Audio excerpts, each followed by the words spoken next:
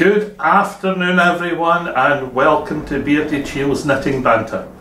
My name is John Glenn, also known as Beardychiel, and you'll find me with that name on Facebook, Twitter, Instagram and Ravelry if you're looking for me. And if you're looking for me on email, it's beardychiel@gmail.com. I'm your host for this podcast, and I hope you enjoy your time with us while we discuss some of the knitting and other bits and pieces that have been happening since we last met. For those of you who are joining us for the first time, welcome. For those of you who are returning for a second, third or, pardon me, multiple visit, you are very welcome. I'm delighted to have you with us again. I hope you enjoy yourself, and remember, if you do, when you finish watching, please click on the thumbs up at the bottom of the screen, and if you don't want to miss future episodes, please feel free to subscribe. We haven't long celebrated hitting the 500 subscriber mark. Since then we've hit the 600 subscriber mark. I'm absolutely blown away by that, so thank you all very much indeed. What will I say next? I had thought that today we would have another podcast partially interrupted by visits from my small assistant, grandson Ian, but Ian is off at an activity afternoon with Mum. We're in the middle of the school holidays for Easter, so he's enjoying not being at school. And although he was here yesterday when I was filming Works in Progress, he has escaped back to Mum today. So, where do we begin? Since I last saw you, what's been happening generally? Life in general hasn't been too bad. My health continues to be relatively steady, if not improving slightly.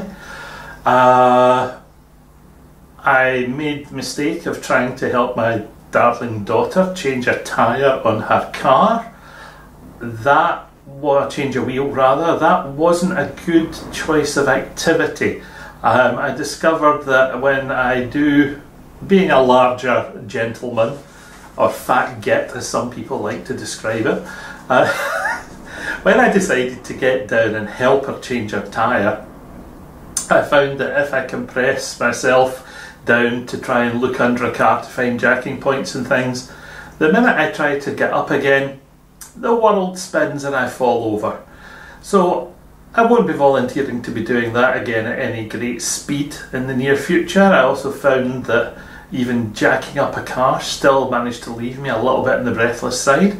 I am worried that being quite sedentary is not good for me. So I am trying to get out and have a walk, slow paced and not any great distance, but the sunny afternoons having been on for the last little bit, we've managed to get some bits and pieces. So what do we have for you in this episode? Well, we have a little excursion out and about the sites at John O'Groats. Ian and I went out filming and we paid a visit to one of our favourite local beaches, Dunnet Beach, near the village of Castletown.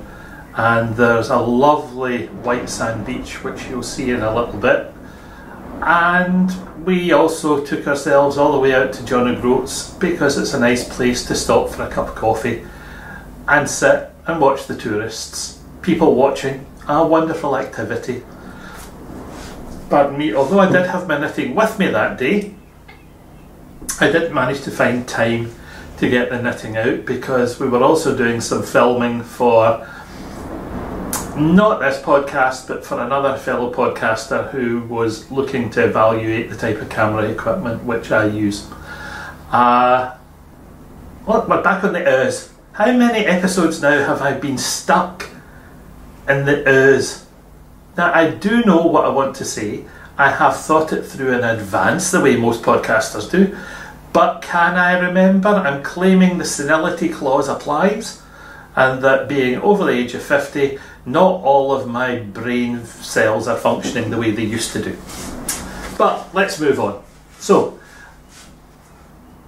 I'll hand you over to me and to Ian and a quick look around Caithness, because some of you do like to see where we live and what it's like, and we did have some really nice weather in the recent past. So I'll see you in a couple of minutes after that. Hey then! Right, let's go.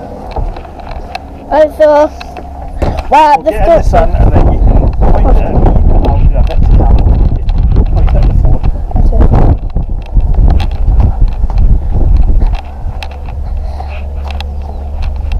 Right, I'm going to stand at the end of the sculpture. You ready? Tell me when you're ready for filming. I'm ready for filming. Hi everyone, this is me at John O'Groats doing a little bit of filming with Ian, partially for the podcast and partially to send some footage off to my friend Dan Jones, who's thinking about using this type of camera. I'm afraid my cameraman's got a wrist mount on the go and it's a wee bit squint. He's also climbing on the sculpture that's here at the moment, so if I'm a bit wobbly, it's down to our cameraman Ian. You're going to say hello to yourself, Ian? Yeah. Right, can you go to that sculpture and film all the way around the bay for me? So, don't worry, do the stop so. I'm on Everest. You see it? Point your arm at it and just turn slowly. Just turn out. And there's the one and only Beardychiel. So we're sadly going away from. And you can see. Okay, so so we have that, and I'm really staring. That little island over there called? I don't remember. Stroma. Yeah. Where are we today? We're in John O'Groats. We're in John O'Groats, and there's the famous John O'Groats sign. Okay, yeah. And I'm getting a bit tired with this camera. You're getting tired with that camera? Yes. Okay, so off of your wrist, it's going on mine. Yeah. Okay. Right.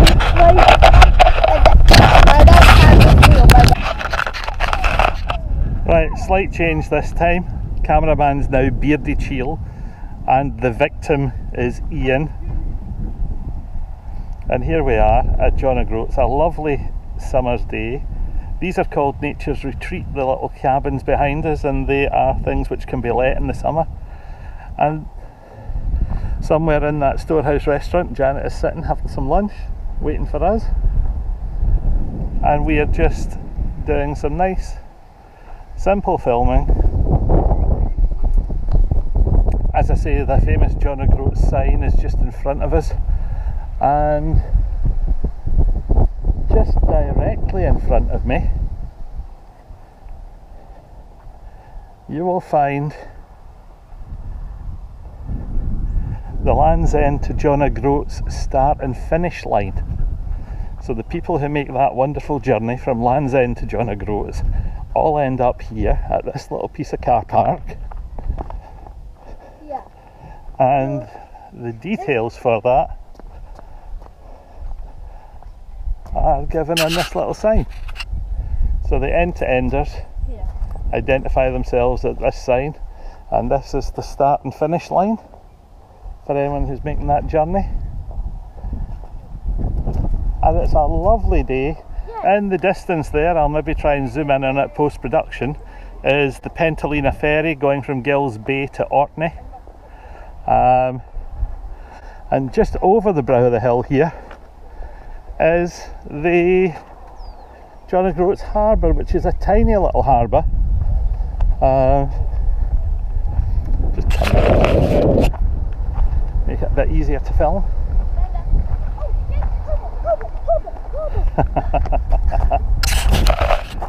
So the harbour's here. It's a tiny little harbour. There is a little ferry that comes in here which crosses to Orkney in the distance. And there's also some high-speed sea cat tours depart from here to tour the coast and look at some of the sea life around here. In the distance you will see a lighthouse. That's Noss Head Lighthouse.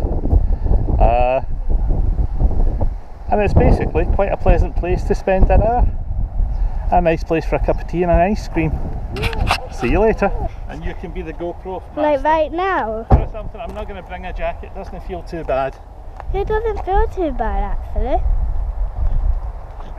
It feels nice out here actually. Does it? Yeah. You enjoying being a cameraman? Is that where the beach is? No, that path there. What about these signs that tell you all about the beach and the Viking settlement? Look. If you look down at that, the camera will see it as well. Yeah, we got that. So that's another way. Uh-huh. So we're doing this way. Yeah. Is this an easier way than that way? They're both the same. But this is just an easier way. Right, stop there and have a look at the sea. Wow. Wow, that's crazy. I should have brought my Oh, son. look, I bet you can stand on to look at the scenery. No, it's okay, I'm doing it. Come and film me and I'll stop here and do a bit of camera for you. No, it's okay. I'll be here. Hi guys. We've come to Dunnet Beach, which is 1¼ miles of white sandy beach here in Caithness. My trusty cameraman's got his head cam on. Okay, tell me down to the beach now. Go running along the beach for us. But as you can see, it's a stunning day, lovely spring day. It would just. If you want me to move that camera a wee bit so that it's pointing forward instead of up. Try that. They're thinking you're done now. If that happened every day, then if that happened on all of your videos. Right, there you go. Oh, Sandy. Sandy! Ha! We've met Sandy the Stubble! It's fun. Whoa! Careful, you'll get that blown back in your face. No, I never. And we're in the beach. And 1, 2, SpongeBob SquarePants, SpongeBob SquarePants, SpongeBob SquarePants. Yep, we have some seaweed here. Jump over that like a boss. Yeah. Jump over that like a boss. Jump over that like a boss. Come on, Janda.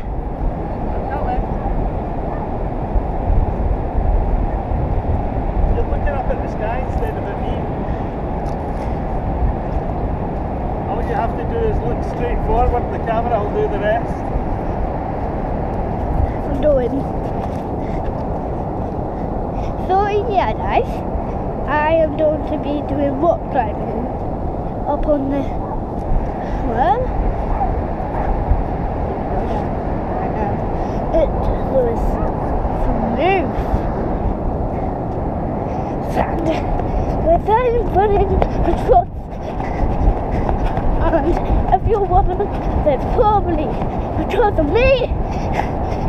I'm running much faster than George Lane. I'm trying to find Northwest. I'm a fine Northwest. Oh yeah, I'm a fine Northwest. Oh! Faster. Oh, there you go. Oh, you're trying to kill an old man.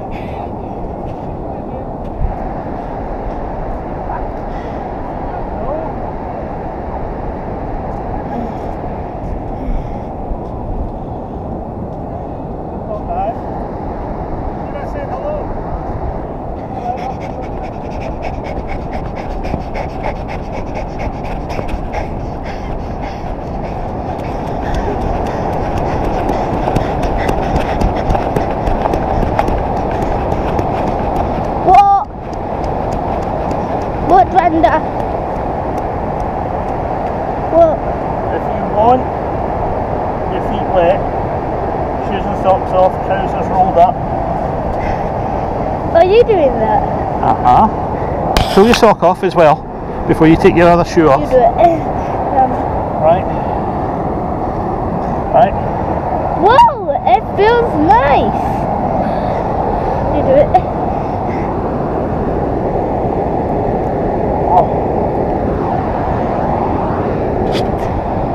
Follow me or we'll be walking and talking. I've been gross. Right, now. Yeah? The water's only allowed to come to our ankles. Okay? Any more deeper, we have to drum back. We'll just come back. Okay, Danda. Come on. You ready? Yep. Okay. Wait, what is that? Just foam. Can we touch it? Can we touch it, Danda? You ready? Can we touch it? Nah, I would avoid it. I'm going!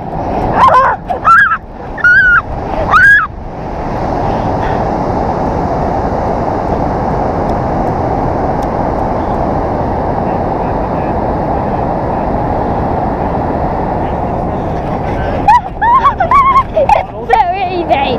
I'm doing it! Oh, that was good. Nothing like a lovely paddle. And as you can see, it's lovely and clear. What am I saying though? And it is a relatively clean beach. There isn't a sewage outlet within a few miles. We're doing really well. And we're just going to wander on. How you doing, little Beardychiel buddy? Oh! I'm running! I'm running! That's...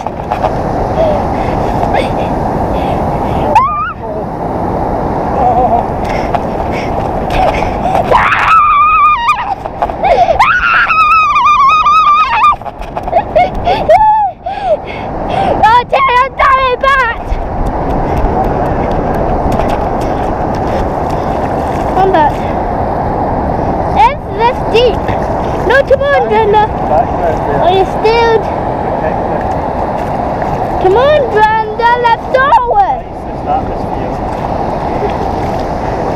Brenda! Alright, we're going back towards the waves again. Yeah. I'm close. The waves are awesome. No, I'm not running. No. I hope you enjoyed our little visit to John O'Groats and to Dunnet Beach. It was a lovely day. I thoroughly enjoyed myself. The best bit for me was getting my shoes and socks off and having a paddle in the Pentland Firth. It is absolutely blooming freezing, as you might have determined, but boy does that salt water make your feet feel wonderful afterwards. Absolutely wonderful. Quite refreshing as well. Now that you're back, what else do we have for you this week? Well, we have works in progress, we have some finished objects. I was planning to put in this week the section on what do I think about when I am resizing or changing a pattern to suit knitting for the larger man.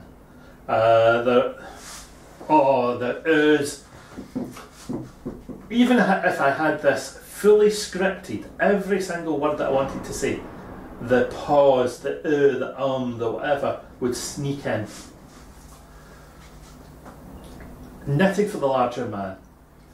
What do I change about patterns? That's coming slightly later on. I will try to make sure that I don't spend too long on it. I have one or two basic techniques which I apply for myself to make that easier to do. But in the meantime, I think we'll have a look at finished objects before we get to works in progress this time. Now, there aren't a lot of finished objects. Unfortunately, there are only 3. Finished object number 1 started at the Edinburgh Yarn Festival, finished at home and was finished before the 31st of March, and it was the socks that I started for Nathan Taylor Sockmaticians Sock Along. They are my sequence sock number 2, and they're here. sequin sock number 2. Now, interesting thing about sequin sock number 2, these have been knitted specifically to suit me. Because of the nature of my weight, size, general health conditions, I have 2 feet which are completely different sizes. I have one which swells up very, very easily and has a lot of water retention, and that extends into my lower leg where I have some cellulitis, and the other one is completely and utterly normal. Consequently, I've discovered that when I hand knit socks, if I knit them to be neat, snug fitting socks, which I like, one is comfortable and the other is either too baggy, or one is comfortable and the other is too tight. When I was at Edinburgh Yarn Festival at the JC Rennie stall, I discovered that they had 2 different qualities of 4-ply yarn. They had 2 4-plies, they were both absolutely gorgeous. One was very slightly finer than the other. So I thought, right, if I take the 2 of them, knit the same pattern, but on slightly different, one size different needles, I'm going to get 2 slightly different size socks, and that may just solve the leg problem. Well, I was right, and it did. So here we go. We have 4-ply lamb's wool socks. That one being slightly narrower, and you can see that it's slightly narrower, is for the right leg, and that one is for the left leg. The pattern is a simple moss stitch diamond pattern, which I am happy with.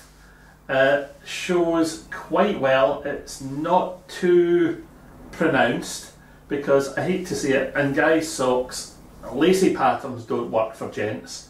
But patterns like this work quite happily for unisex purposes. So I have knitted this one up quite happily for myself. Knitted toe up, German short row heel, no additional stitches in the gusset. If I'm working a German short row heel, I'll work it as a very, very long heel, and that actually creates everything I need to give the distance across the instep from the heel in one go, and it leaves me with no holes to deal with, so it's a nice quick knit up for me. Just what, so fairly standard, 1 hand's length. Just as you would have 1 hand's length from toe to where the heel starts, I find that 1 hand's length from sort of the heel up to where the sock finishes suits me. I'm happy with that length. And a 2x1 rib at the top with a really soft cast off or bind off, and I'm happy with that. Sequin sock number 2 is one of a series of 5 sock ideas that I had. Sequin sock number 1 is actually done. It's knitted, it's test knitted, and the pattern is ready for publication, and that will appear sometime in the next day or so. It should have appeared last Thursday, but time was against me. So, finished item number 1, Beardychiel's mismatched socks. Knitted for myself, but if you knit them the way you would any other sock, there's the rain hammering the conservatory again. Nice 4-ply yarn, needles of your choice. The patterns that I've been writing are adjustable in 8 stitch steps, so 64, 72, and then from 64 you could go to 56 if you wanted, if you need something particularly thin. My test knitter was halfway between the two. She was actually a 60 stitch sock for her own comfort, and after a very short conversation online, she decided that there was a tiny tweak she could make to get a 60 stitch sock to come out of the pattern as well. without asking me to rewrite anything, so I was really happy with that. So that's that one. Staying on socks, pair of socks number 2. My darling daughter came in to me and said, "Dad, my manager Pauline is about to go off on maternity leave and she thinks the socks that you knit are absolutely fantastic, and I'm making up a parcel for her when she goes on maternity leave, and I'm putting things in for her and for the baby, and I was wondering, could we have a special pair of Beardychiel socks for Pauline and the baby?" Well, Pauline's aren't finished, but the baby's are. So here we are, tiny little 24 stitch toe-ups. I knitted them in an evening. They're just white acrylic and blue and white acrylic. Easy to throw in a washing machine. When I knitted them, they were so quick to knit up, and they've got nice long legs so that they don't kick off as easily as some booties. We'll see how they go. My niece, who is currently expecting, Megan, spotted them and said, "Oh, I want those in every colour under the sun, please." Well, I don't have time to knit every colour under the sun, but I will start, and when I have a quiet evening, I will stick a pair of socks into each quiet evening and start to build up a wee stock of them. I'm guessing they're all going to be white socks with different coloured toes and heels, but I'll tell you, for an evening's fun, no specific pattern. While I was doing that, I was doing one or two other things, and I showed a picture of these on WhatsApp, where the alternative Ceilidh group from the Edinburgh Yarn Festival are still meeting and still blethering and still chatting. It's wonderful. And Grace from Babel's Travelling Yarn podcast said to me, "They're absolutely wonderful. You'll need to let me have the pattern." So I gave her the pattern there and then in about 10 lines of what any experienced sock knitter would understand as a vanilla sock pattern for a toe-up. And I said to her, "Is that fast enough?" Suffice it to say, she thought I was mad. But anyway, if anybody thinks it's worth writing the pattern for these, give me a shout. It's not going to take long. They are great fun, and I can see me knitting more in the future. Probably for the family. I don't see me knitting them with a lot of fancy designs in them for other folk or for commercial purposes, but just purely and simply to give to friends and relatives. They're fine. Finished object number 2. Finished object number 3. Well, last podcast we spoke about the scarf, because the scarf, as you remember, was finished, and I was happy with the scarf, and I have worn the scarf at Edinburgh, and the pattern for the scarf has gone out for test knitting, and the first test knitter has sent back 2 or 3 comments and photographs of the finished object, and the finished object looks superb. A really brilliant job done by Penny, one of my test knitters. So well done to you. Lawrence, who is knitting the same thing in Texas, good luck, Lawrence. I know you're part way through. I had some yarn left, and I thought, I can't waste yarn. I don't have another project for it to go into, but what would be useful? Well, if it's cold enough for me to need a scarf, 9 times out of 10, I need a hat. So the scarf beanie was born. Now this is a short beanie. The pattern for this I have half written. I think I'll finish it off. The pattern runs around the sides, comes up and finishes on the crown. And when I say it's a short beanie, this one is nip it short. It's the perfect size for Ian. It's a bit on the short side for me, but I know a lot of people who have I have several friends who are follically challenged, let's put it that way, and 1 or 2 of them have said, I like a hat, but I don't want a bully. I don't want a beanie that pulls all the way down round my lugs and leaves me completely deaf. I just want a short hat that's going to stay on, keep the top of my head warm. So I've done a short version.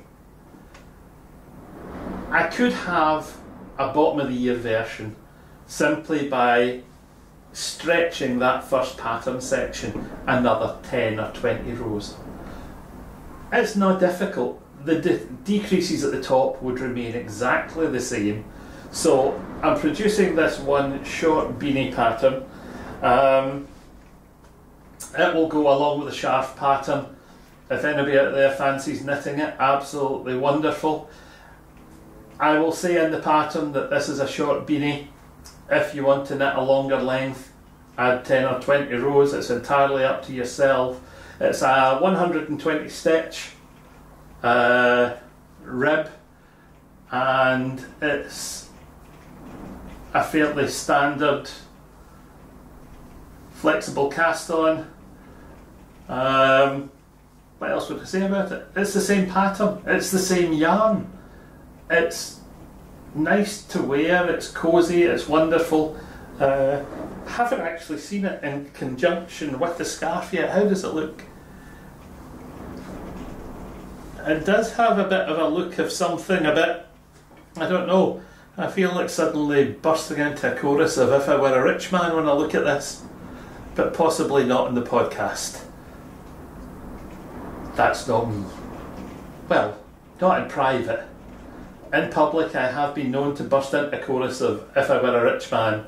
I have been known to burst into choruses of many songs, but normally whilst in costume and on stage in amateur productions. And I think that's where we'll stop that conversation before it gets any sillier. While I'm thinking about what's coming next, I'll let you recover from the sight of me in the short beanie and the scarf by passing you over to myself in my comfy armchair with this podcast's works in progress. See you in a couple of minutes. Hi folks, welcome back, and we are on Beardychiel's Works in Progress, and work in progress number 1 this particular episode is a cotton scarf. It's a piece of brioche work this time, and I will let you have a quick look at it in a second. The cotton that I've chosen, I've got 2 different sets of cotton here. I've got one set which has come from DMC and was on special offer, and I thought that looks a nice multicoloured yarn. I think we'll have a try at some of that. So I went ahead and bought some, and I only bought 200 grams of it. I bought 100 grams of the darker blue and 100 grams of the coloured, and I thought, what am I going to do with it? But when I saw the 2 of them together, I knew I wanted them to appear together, and I thought brioche is the perfect venue for putting those 2 together in something that's going to be wearable, fun for the summer, wearable in the winter if you want, but slightly lighter weight, slightly more open work. And I'd tried 2 or 3 different patterns with this over the last few months. You'll have seen the yarn appear before in a previous episode, and it just never looked the way I wanted it to. So it's been ripped out a couple of times and re-knitted, and this time it seems to be looking more the way I would expect. It's doing what I want it to do, but I realised that with the 200 grams to get the length of scarf that I wanted, it's not all going to fit. So I had some drops cotton sitting at home as well in colours which almost complement what's there. but I'm happy with the combination, so here we go. We have the original section of pattern, which is just a circular pattern. I'm happy with that. The brioche is working as it should. It's looking nice and colourful. The front is fine. I've got one mistake in the whole thing, and I didn't notice it at the time, but I've dropped a single thread. I've split the yarn way back there, and I've got that one little loop. Well, that one little loop will be pulled through to the back with a crochet hook and sewn in out of the way. And other than that, I'm happy with that. But to make sure it produces what I want, which is about 2 meters long eventually, as I said, I incorporated something else, and I changed the pattern for the incorporated section just to a set of sloping inward V's, and we're going to end up with 5 pattern panels, 3 of the first one, 2 of the second one, which is going to give us something in total about 2 meters long. And on this side it's looking like that, and I hope you can see it all. In fact, if I turn it that way it'll be easier to see. Oh, shoe's falling off. So this way it's looking like that, and on the wrong side some ends to sew in. The wrong side on this actually looks fine. Slightly lighter blue section there, just to complement the dark blue, do something different. But the light blue side with the yellow and white I think looks quite smart there. I'm happy with that, and the overall effect is nice. I like the circles.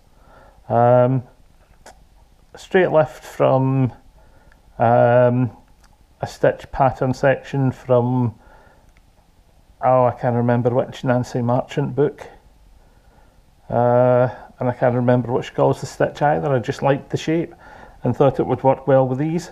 So, work in progress number 1, brioche scarf. We're a little less than halfway at the moment, and I hope to get that finished reasonably soon. Cotton brioche scarf. What am I knitting it on? I'm knitting it on 3 3¼ Woohoo. Turns that over to get a read. Yeah, 3.25 millimeter needles, which is working quite well for the brioche. It's double knitting. If I'd stayed with 4s, I think it would have been just too floppy, and I like the way that's draping. Hi ladies and gents out there in TV land. Beardychiel is back for the next work in progress. I'm not on my own. I have my little friend Ian with me. Say hello, little friend Ian. Hello. Who is busy having computer time at the far side of the room. Work in progress number 2 today. You have seen before. I'm still working away on it slowly. It's this piece of stranded work, and it's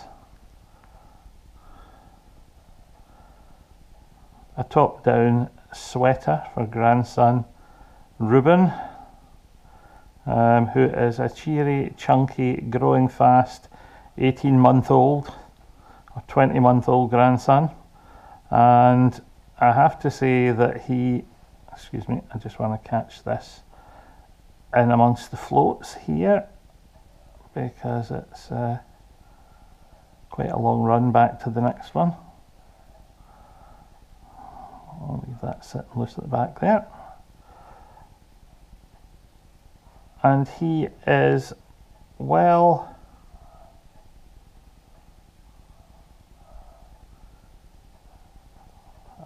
what's the word I'm looking for?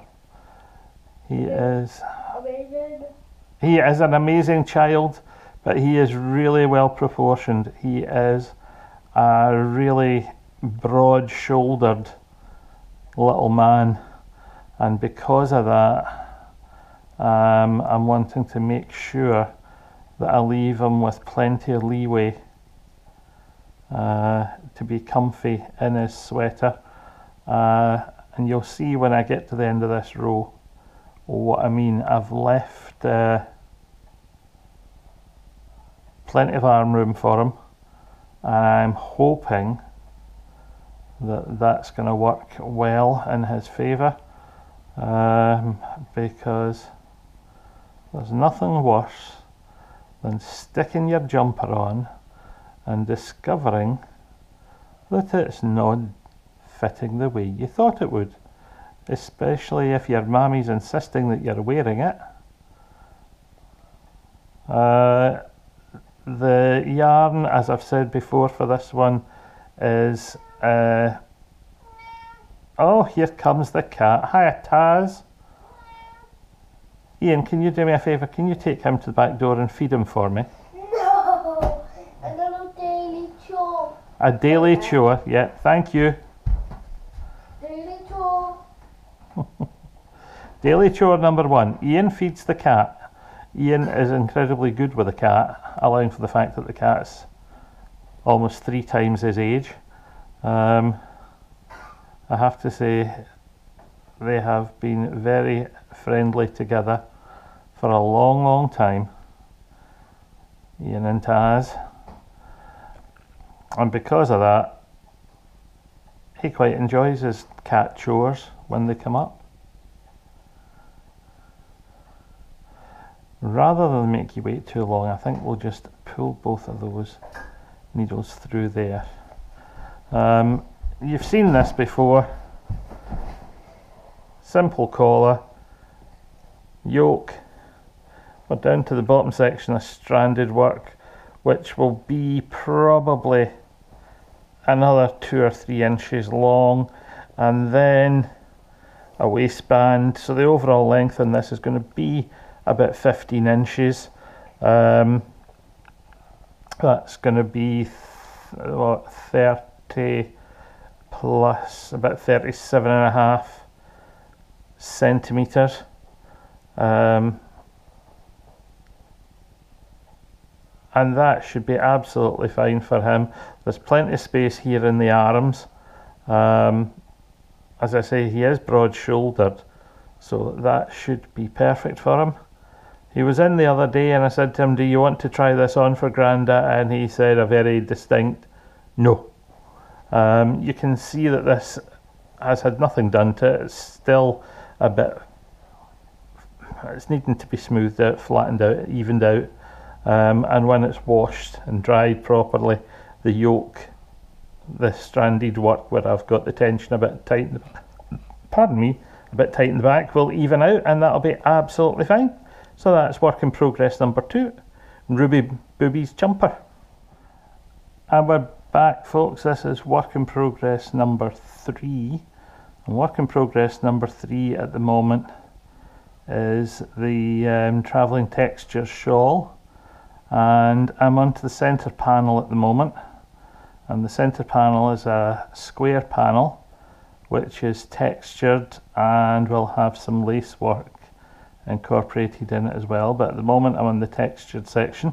The textured section is made up of stocking stitch and moss stitch, and the entire pattern for this section of the shawl is a geometric pattern made up of rotating inserted squares, diamonds within a square within a diamond within a square type thing. Nothing earth-shatteringly horrendous about it, but fingering weight shawl on smallish needles. These are 2.75mm needles. They're just under 3mm because this yarn felt, if you remember the last time I spoke about it, it just wasn't giving me the fabric that I wanted with a larger size needle. Had to come down a little. The centre section is this grey marled lamb's wool. The brown marled lamb's wool was used for creating the darker stripes within the side of the shawl. So we'll try and get this finished, get to the end of the row and look at the progress. This is taking a fair bit of time to get through, simply because I am a nightmare and keep nipping between projects, just because that's what I like to do. So you can see here that we're on a, see if we can spread that out a little further.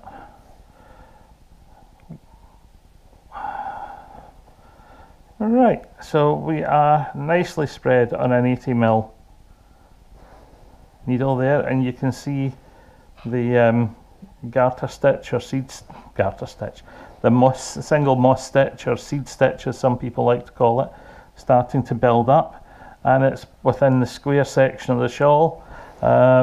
You can see the dark brown marl there. Now I may build an intarsia panel of the dark brown marl into it. I haven't decided yet. This is evolving a little as we go. It started, as you know, with the textured travelling textures on the way to the Edinburgh Yarn Festival. So each section was a different lace texture or knitted texture, all the way up to here, and now we go into the centre section, and when we finish the centre section of the shawl, the whole thing will reverse and run in the opposite direction when we get to the top. So a shawl created with rotational symmetry. Some people might think it's asymmetric, but it's being knitted corner to corner, like it as you would a scarf. So it's a slightly different approach, maintaining one straight edge and one increase edge has been okay so far. I've quite enjoyed it. As you look along the patterns and look along the texture, you can see it nice and clear. That I like. I'm really quite happy with each of the textures in turn. I just hope that now we get to the end of this bit without me losing my sanity, because there's a lot to get through in this middle section. So I will plod on with that. I will see how we go. I have a funny feeling it's not going to be finished by the time we get to the next podcast after this one, but we will certainly do our best. It'll have progressed a fair bit. So I will see you in a minute or two.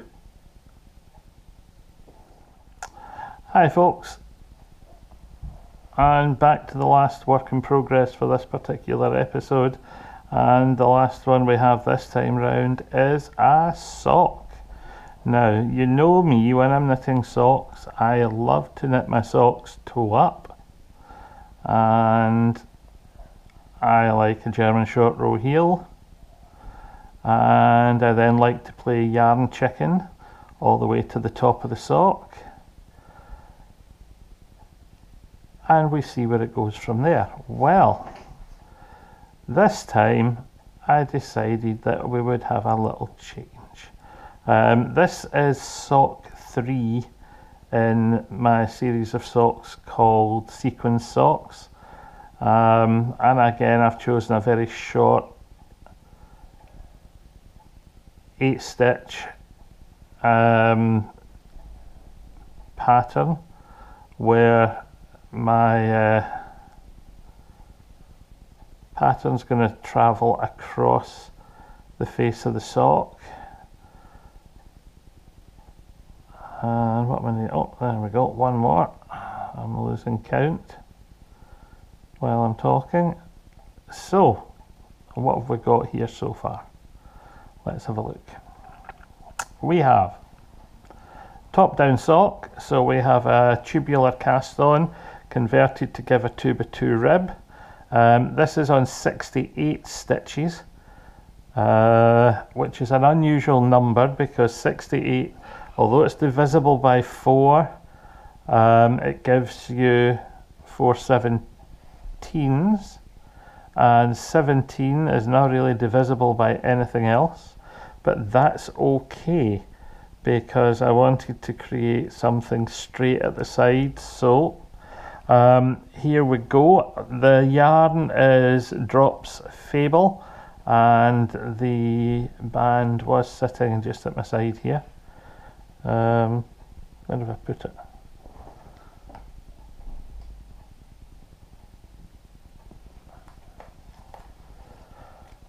Ah, right, I did keep it handy, right. Drops Fable, and it is, where are we? Colour 671, Dialot 5043 from Yarn Group A, designed to be worked on 3mm needles. Ignore the gauge. 75 wool, 25 polyamide. It does create its own pattern. It doesn't actually need a texture. It just happened to be what I had sitting in stock as a sock yarn that I was happy to use for this development work. It's going to be absolutely fine. Got 2 straight bands running down the side. There's 20 rows, 22 rows of 2x2 ribbing there, and because of the tubular cast on, plenty of space for my fat legs. This is going to end up as another pair of socks for me, I think. As I said, 8-stitch pattern with just 2 stitches running across the 8, and when we get to the end the pattern resets and starts again. So it will look as if it runs, jumps and starts again. The fact that I've set it up this way with the 2 straight sections at the side, that 2-stitch straight section at the side, means that I can run the pattern symmetrically front and back all the way down to the heel, and then just continue in the back and continue in the front down to the toe. So at the moment, pattern front and back, and after the heel, as in a lot of socks, a plain sole, nice and straightforward. I'm aiming to have this pattern run so that the entire sock uses up 50 grams of yarn. How am I going to work that out? Well, I could have rolled out or taken out 50 grams of yarn before I started from the ball, but that would have been a waste of time because it was a 50-gram ball. So I know that this has to be completely used up in this sock. So I will simply knit what I normally expect, which is sort of a hand's length and a bit for the leg. And then we'll turn the heel and see where we go. And if I end up needing to patch a toe in for this prototype just because I've miscounted, I don't mind. We'll see how it goes. So, 1 pair of socks, sequence sock number 3. We'll see how that goes quite quickly. Now, there is some good news for everyone out there about sequence sock number 1 and sequence sock number 2, and I'll give you that news in another part of the show. So, for the time being, Beardychiel's works in progress are done. Over and out. Back to me in the conservatory. Well folks, I hope you enjoyed the works in progress.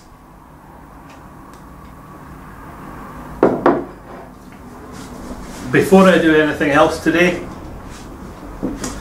let's move on and look at the thing I said that I would try and avoid.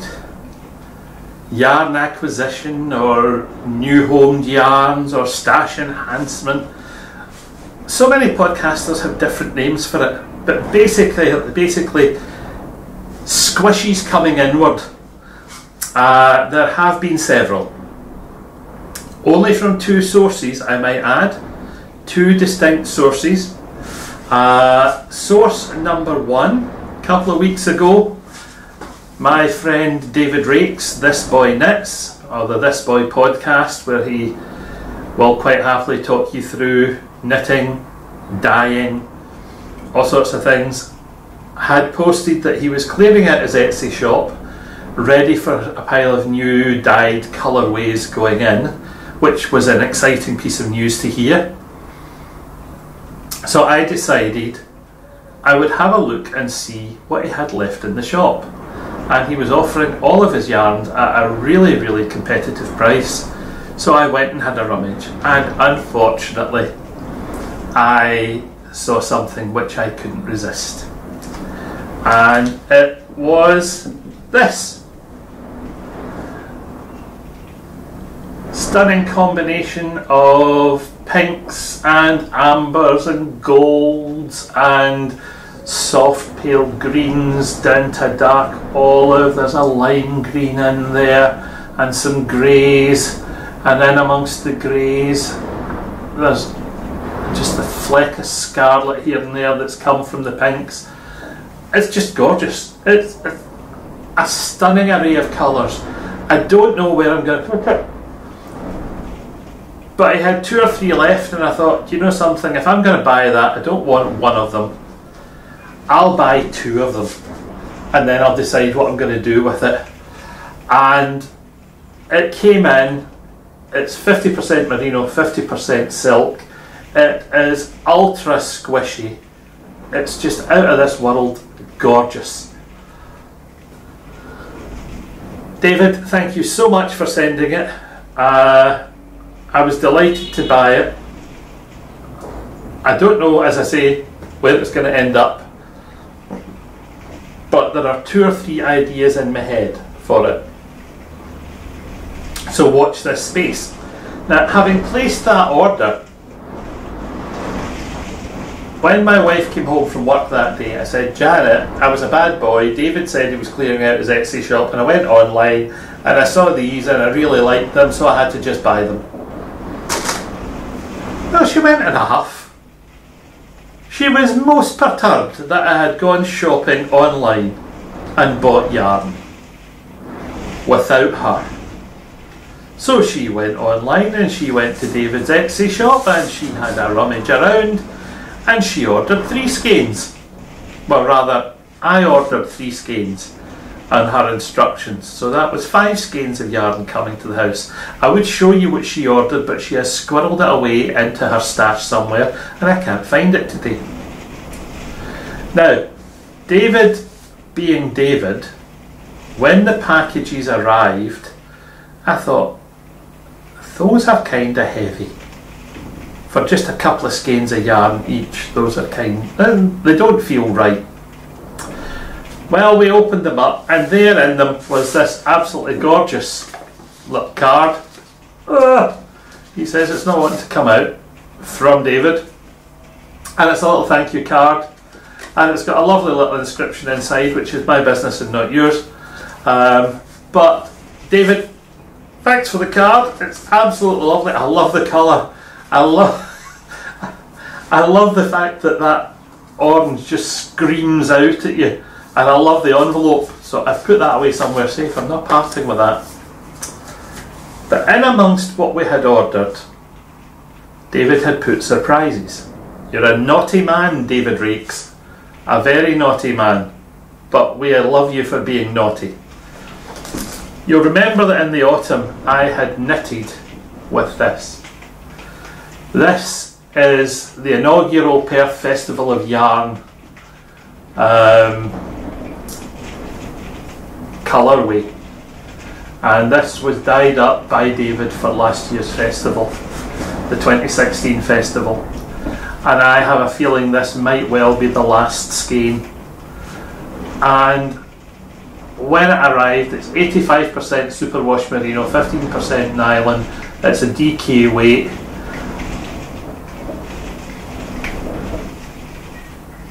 It's absolutely beautiful. It's 100 grams, 225 metres. The last batch became a set of fingerless mitts and a hat, if you remember. I don't know whether to knit this one or whether to put it away somewhere safe and do something special with it. But by the same token, having received such a lovely squidgy present, it would be really mean of me not to turn it into something as quickly as I possibly can. but it wasn't alone. And this is where David rates, you're either going to get a massive hug or you're going to get into trouble when we both catch up with you, because this was in beside it as well. And this is watermelon, again 100 grams, 225 metres, DK socks, 85% merino, 50 nylon, and it is, well, it explains itself. It is all the colours of a summer watermelon, from a really soft, almost lemon green, lemon yellow, verging to green, to the strong green on the outside of the watermelon, to the dark green stripes, and all the way through from the almost blood red to the pale pink, where the watermelon flesh meets its peel. It's a beautiful skein of yarn, and David, this is going to become something quite special. The ends again. I did contemplate putting the two together. They have so much in common, carrying the green through from one to the other, that it may just work, and that would give me 200 grams. And I think 200 grams DK weight, there could be a really interesting, really vibrant shawl coming out of those. I haven't decided yet. They might be kept individual, but that's another story. On Sunday this week, Palm Sunday, there was a craft fair in the local village of Wotton. Now,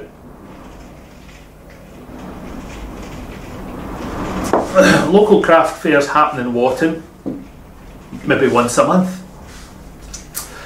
and Janet and I were on our own on Sunday, and it was on from 12 to 4, and we thought, let's take a run out to the craft fair and see what's there.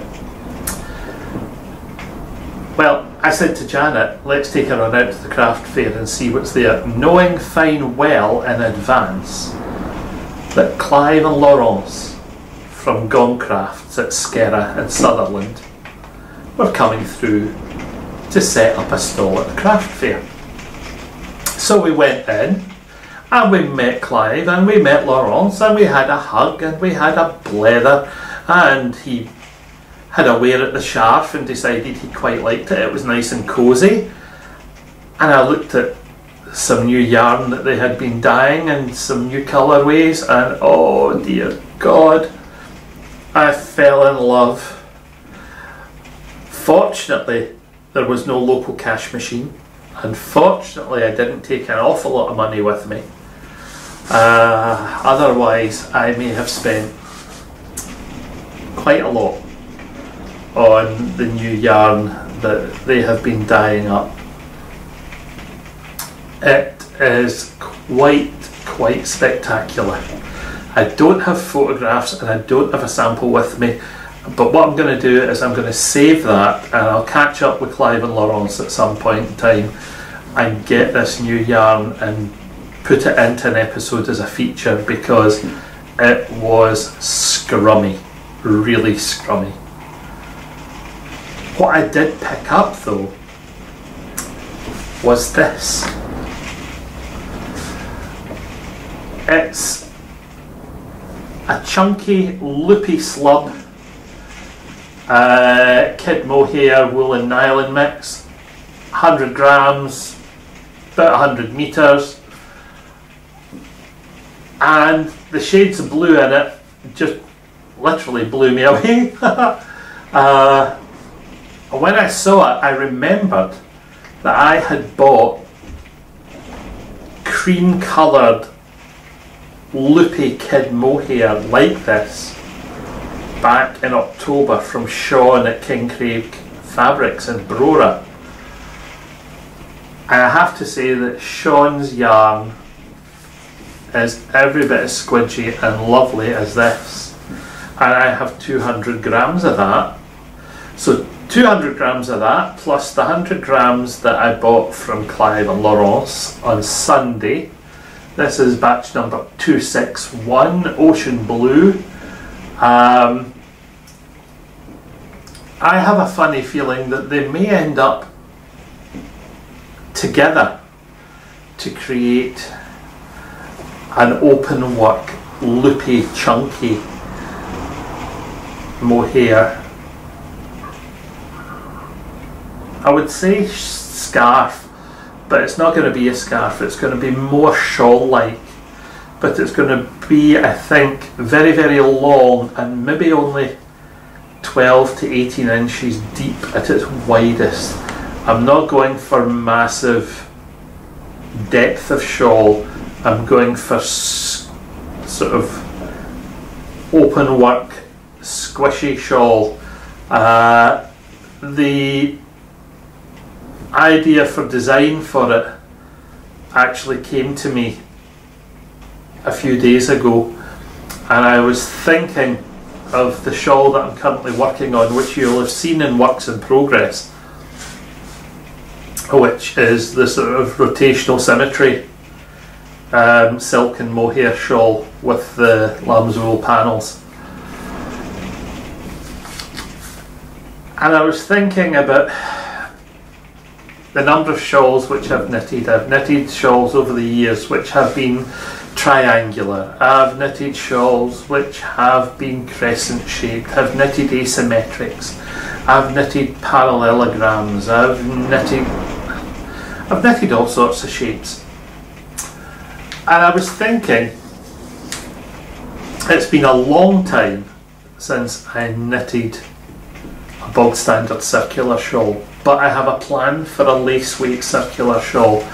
I've actually bought, as I said, in Edinburgh, I fell in love with Celtic Cables shawl book, and there is a circular Celtic Cables shawl in there which I intend to knit in lace weight yarn, and it's going to be a white shawl.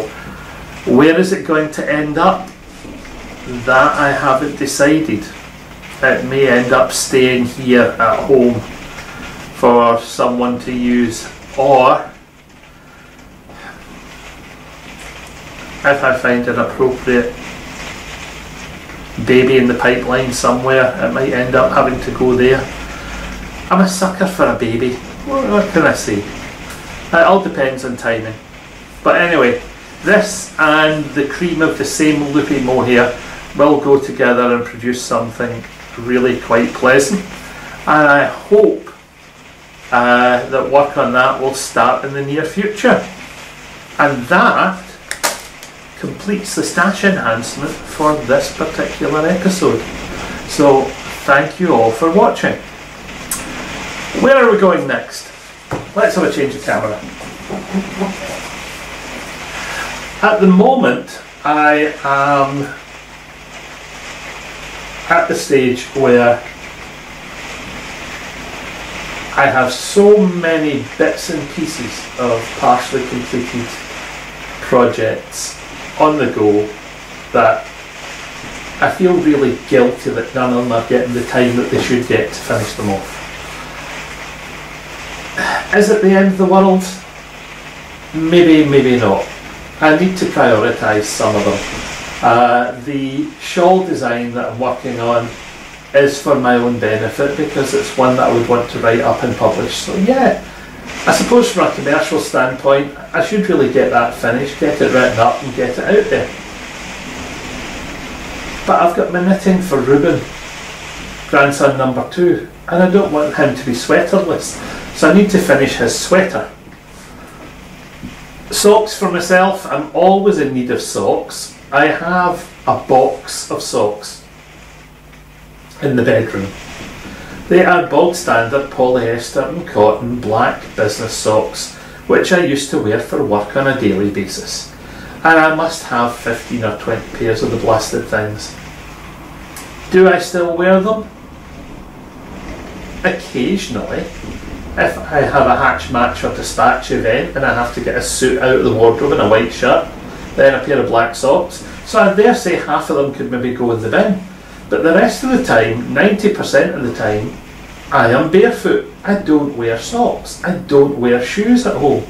The osteoarthritis in my feet is particularly unpleasant in shoes. So wearing shoes and being in a sort of formal dress from that standpoint, I know that even through the fairly heavy painkillers I wear, I'm getting 5 or 6 hours of relative comfort before I'm in agony. So I don't tend to volunteer to do that very often. At the moment, I enjoy being barefoot. I enjoy wearing my Crocs because I know my podiatrist or chiropodist, whatever you want to call them nowadays, gives me a row and says, you know, you shouldn't be wearing those clogs things, you should be wearing proper structured shoes. But even with the prosthetics in them, orthotics in them, prosthetics, suddenly developing a spare false foot.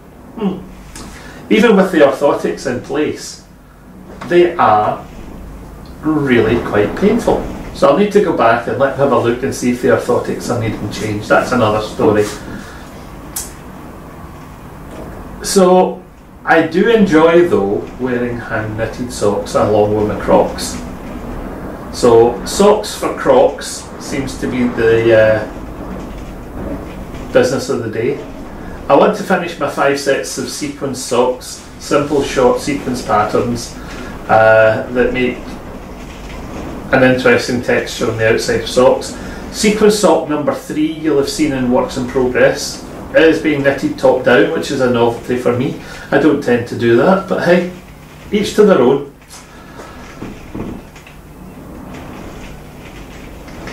So we will have a bit of a rationalise there. What's next for me? Today our next piece is talking about patterns and pattern modifications.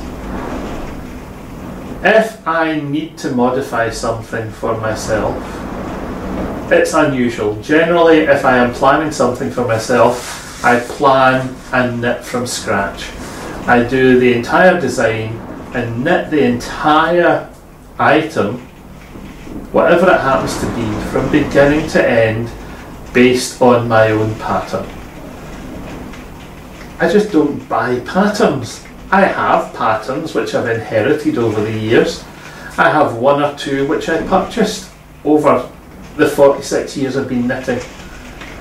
And to be honest, I very, very seldom look at them.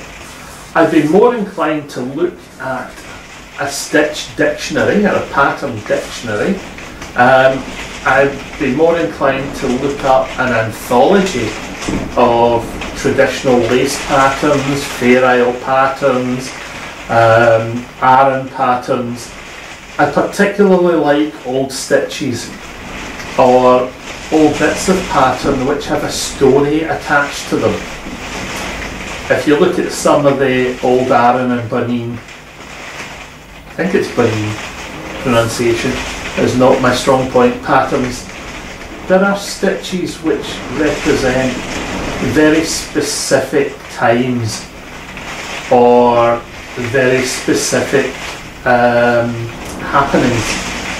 There are stitches which represent love or the link between lovers. There are stitches which represent the sea. There are stitches that represent the intertwining of branches of a family. There's all sorts of stories linked to some of those older patterns.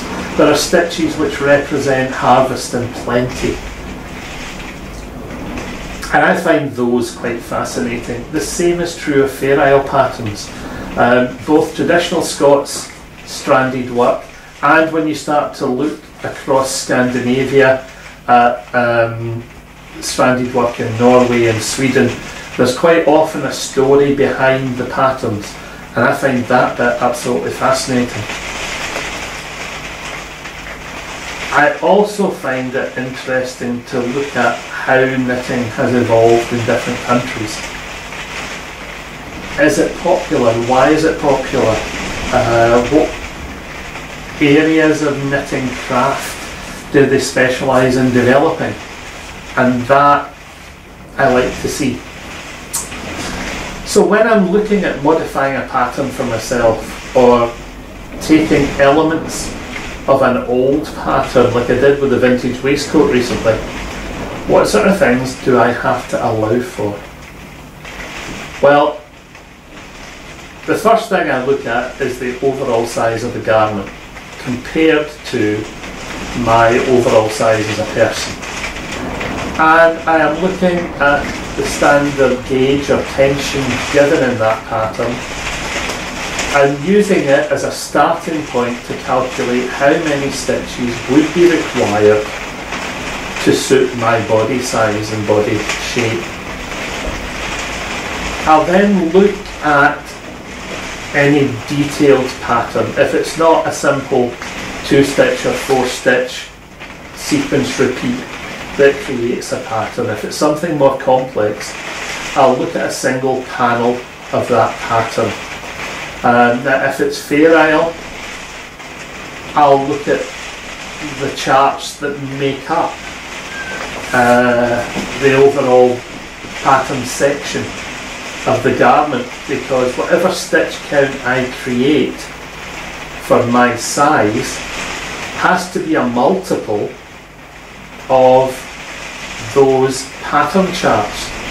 Otherwise the colour work part of the pattern isn't going to work, or if it's something like, say, an Aran, it's not going to be possible to make it all fit. The good thing about an Aran pattern is if I know that I need to add 10 stitches, 20 stitches to front and to back to get the size that I want, it's not uncommon at the beginning and end of an Aran pattern to simply stick in a 10 or 20 stitch, or generally 10 stitches either side, double moss stitch panel. And that means that you can work the normal pattern panels exactly as per the pattern, but you've stuck that extra section in which is going to come up the side seams to the underarm, which is not going to be a problem.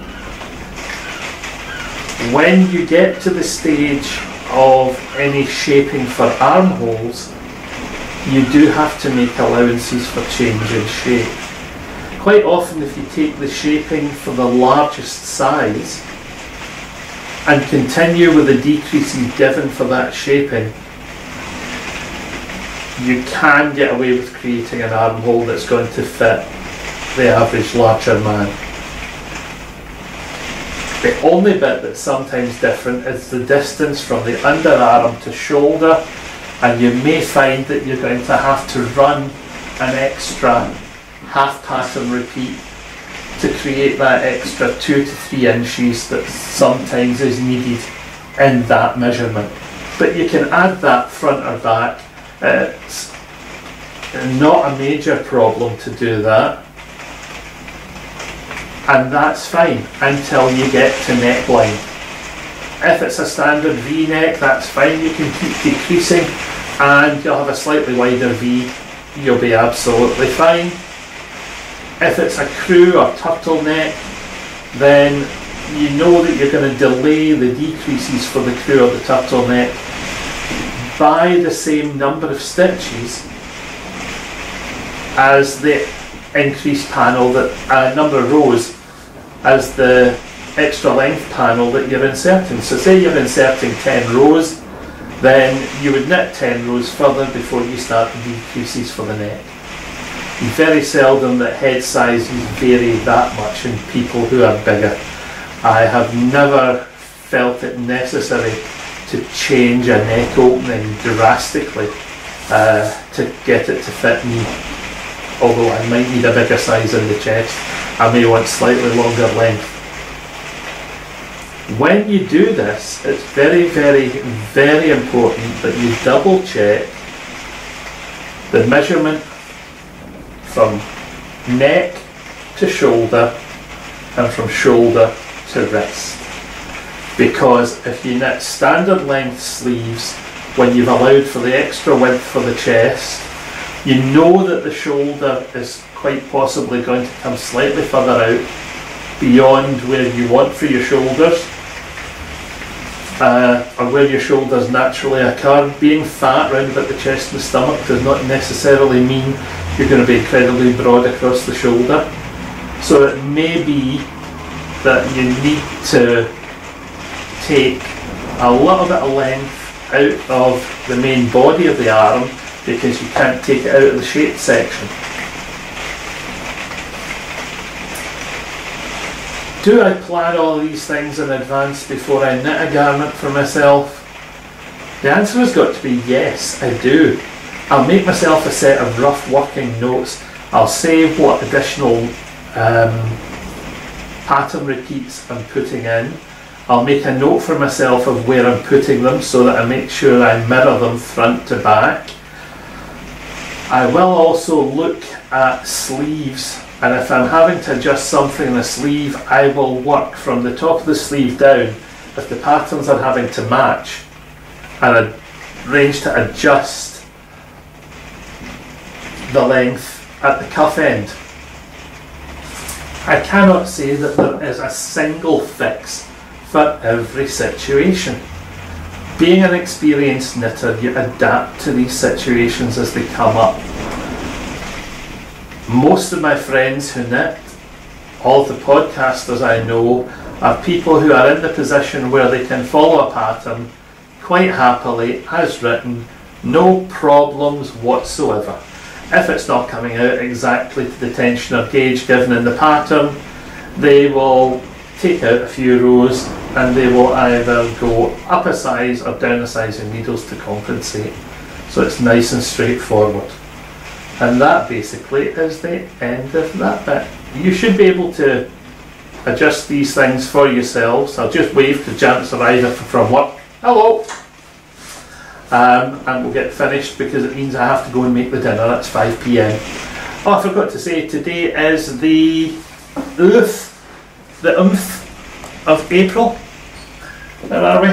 15th, 14th, Tuesday the 11th of April, and it's 5:05 in the afternoon, and I have been in here all afternoon farting about, doing bits of knitting, doing a bit of spinning. Oh, sorry, gone off at a tangent. So if you decide you want to adapt a pattern to suit your size, have a look at what's there. Remember that if you want to gain width or height, you need to allow for the size of a pattern repeat. It may not be that you're going to get exactly to the inch your body measurement, but I generally find with knitwear that aiming to be bang on the size is never a good idea, because no matter how hard you try, when you have worn something, the shape of knitwear will change to suit your body. If you finish knitting something and you block it exactly to the size it should be, and you then wear it, when you take it off, if you measure it again, its size will have changed to what you require. I don't like my knitwear to be tight. I like it to be slightly loose, slightly baggy. So I never knit a tight size. I'm always looking to have a 2-inch allowance in the chest and the waist. Sometimes I want slightly more. It depends on the style of garment. So from that point of view, you do what suits you. Allowances for gaining a little bit in length or width depend on the pattern repeat. Some people would say swatch, swatch, swatch, knit a pattern repeat, measure it, use it to adjust your stitches accordingly. If that's the way you like to go, absolutely fine. There is no shortcut to making an adaptation to something like that. Quite often you might make an adaptation, knit it up, measure it, check it, and then rip it all out again and start again because you have miscounted somewhere. I've done that several times. It's not the end of the world. It's frustrating at the time, but you soon get over it. As you can tell, the weather here is deteriorating quite quickly. The wind has got up. The rain is lashing us, which is not a good sign. So, what else did I want to talk about today? Moving on.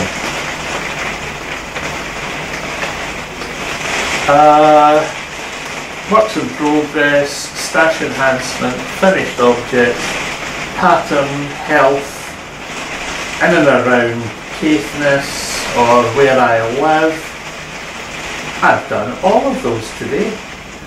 The only thing that I haven't done is a little update on my work with Perth Festival of Yarn this year. The website is coming on apace. If you're following Perth Festival of Yarn on Facebook, you will see that there have been some amazing announcements over the last few weeks from Eva. The classes for Perth Festival of Yarn seem to be looking incredibly interesting. The keynote lecture should be absolutely fascinating. The marketplace, if you go onto the vendors page at perthfestivalofyarn.uk, you'll see that there are now 49, I think 51 vendors in the marketplace. A lot of them have started to send in examples of their work and a little blurb about them as a company, which you can dip into and find out a little bit more about them to help you decide that you're definitely going to come. You don't want to miss out on that wonderful day, the 10th of September. So keep your eyes and ears open, and I'm thoroughly enjoying the bit I'm contributing, and I hope that you pick up on something you think is fascinating, decide you're going to come and join us. And basically, I think that's me finished for today. Community. I've had some wonderful comments. There's been some nice, one or two nice items have appeared recently in the Ravelry group. So to those of you who have posted, thank you very much indeed. It's a pleasure to hear from you, and it's nice to share ideas with you. The Edinburgh Yarn Festival Alternate Ceilidh WhatsApp group. You are the most entertaining bunch of folk that I see or hear from on a daily basis. You outknit me. You just have me astonished by the attitude, the love of knitting, the community aspect of the group. This is just wonderful. I know I'm sort of trolling around in the background there because I don't have as much to say as some others, but it's fascinating, absolutely wonderful. So thank you all very much for providing that entertainment to this ageing knitter. I have been watching one or two podcasts, as is my wont. I have produced a second cookery podcast, which will go up in the next few days because it was being edited while this was just before this was filmed, and I'll finish editing it after this has gone up. What else do I need to say? My podcast viewing remains the same as always. Something new every now and again, and my old faithfuls. So you know who they are, those who watch me regularly. And to all of them, hello out there. It's been a pleasure watching you as always. I won't list your names because it gets to be habit forming, because I am a creature of habit. Is there anything else? Have I watched anyone new recently? Yes, I have. I have been watching something new. And my brain has gone. My brain has gone completely blank. I will see if I can find it, and where I am now, I will stick the name along the bottom, and I would say, encourage this new podcaster, go and have a listen, go and have a watch. I'm sure you'll enjoy yourself. And with that, ladies and gents, I'm going to call it a day. I'm going off to get the dinner on. This evening we're on roast pork, roast potatoes and some carrots. Nothing particularly fancy. And I hope you all keep happy, healthy, keep knitting. Cheerio.